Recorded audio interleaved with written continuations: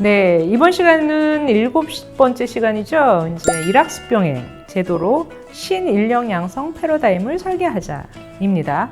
자, 여러분들 일학습 병행 들어보셨죠? 일학습 병행도 사실 NCS가 있기 때문에 가능할 수도 있습니다. 기존에 이제 현장 실습이라고 해서 학교 다니면서 현장에 가서 실습을 통해서 하는 부분이 지금도 있죠. 하지만 현장 실습은 일단 하고 나서 최후의 자격이라던가 이렇게 공식적으로 나오는 게 별로 없죠. 그러니까 그 일학습 병행은 현장 실습과 다르게 우리 4대 보험 계약을 맺어서 학습 근로자로 신분이 되고, 또한 FJT, OJT를 통해서 추후에 자격까지 나갈 수 있도록 그게 다 NCS를 통해서 가능한 거죠.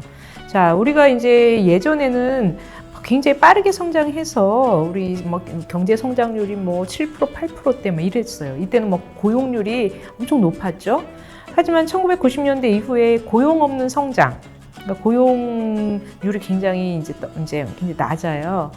근데 이제 고용률을 높이기 위해서는 우리 청년들이라던가 여성, 중장년층을 취업시장으로 유인해야 되는 거예요. 그래서 청년들이 빨리 노동시장으로 진출할 수 있도록 해야죠.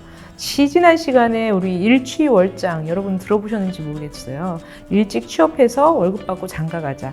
그만큼 빨리 노동시장으로 진출해서 일하면서 안정을 찾으면서 그 안에서 경력 개발해서 전문가로 성장할 수 있도록 이 제도를 만들어줘야 되는 거죠. 지금은 학교에서 오래 휴학도 하고 또 오래 늦게 취업해가지고 늦게 취업하면 결혼도 늦게 하고 출산도 늦어질 수밖에 없는 구조라면, 보다 더 빨리 이제 노동시장으로 들어가서 그러니까 취업을 해서 그 안에서 이제 경제적으로 안정이 되면 결혼도 일찍 할 수도 있는 거죠. 그래서 일터를 배움터로 만들어가는 이런 새로운 인력 양성의 패러다임을 만들어갈 필요가 있습니다. 그 인력 양성의 패러다임이 이제 일학습 병행인 거죠.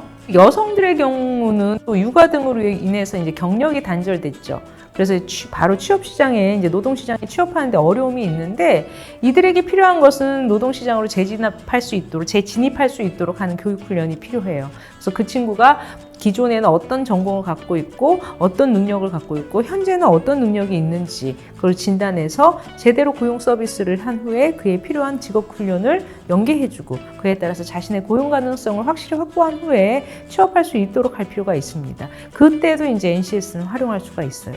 그리고 제2의 인생, 그러니까 퇴직을 준비하는 중장년층에게도 기존에 갖고 있는 노하우, 숙련도, 경험 이런 부분이 무용지물이 아니라 그것을 기반으로 직무 전환을 할 수 있도록 하는 전직 지원이라던가, 아니면 그거랑 별개로 자신의 이제 새로운 인생을 준비하는 데 있어서도 국가 차원에서 직업 훈련이 필요하죠. 그러니까 우리나라의 또 99.9%를 차지하는 중소기업에서 일할 수 있는 인력도 부족한데, 이런 인력들을 키우는 데 있어서도 체계적으로 교육훈련과 또 그 사내 경력 개발을 통해서 할 수 있도록 하는 것도 일학습 병행, 즉 일터학습 시스템을 구축해야 합니다. 그러니까 학교에서만 공부하고 나는 이제 더 이상 취업하면 공부 안 해, 이제 공부 끝이 아니라 일찍 취업해서 그 안에서도 얼마든지 지속적으로 자신의 경력 개발이나 비전을 달성할 수 있도록 공부할 수 있는 체계를 만들어 줘야 되는 거죠, 제도적으로. 그게 이제 일학습 병행 제도입니다.